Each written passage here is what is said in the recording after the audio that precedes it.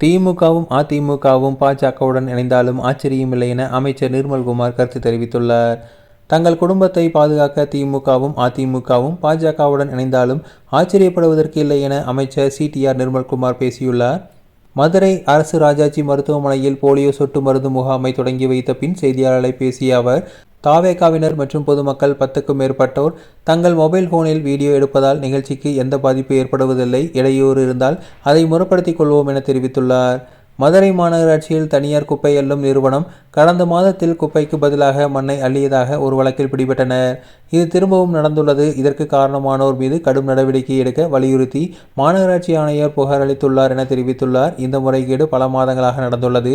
1000 டன்னுக்கு மேல் குப்பைக்கு பதிலாக மண்ணை அள்ளி சென்று கொட்டி வந்தனர். இது தொடர்பாக தற்போது 2 லாரிகள் பிடிபட்டுள்ளன. இந்த தனியார் நிறுவனத்துக்குத்தான் கடந்த திமுக ஆட்சியில் அனைத்து மாநகராட்சிகளும் ஒப்பந்தம் கொடுத்துள்ளனர்.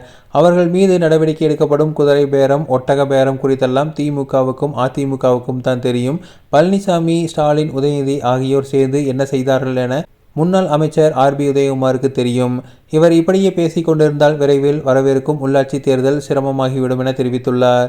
திமுக தலைவரும் அதிமுக பொதுச் செயலாளரும் அவர்களின் குடும்பத்தை காப்பாற்றிக் கொள்வதற்காக தங்கள் கட்சிகளை பாஜகவில் இணைத்துக் கொண்டு அமைச்சர் பதவிகளை வாங்கினாலும் ஆச்சரியப்படுவதற்கில்லை என தெரிவித்துள்ளார்.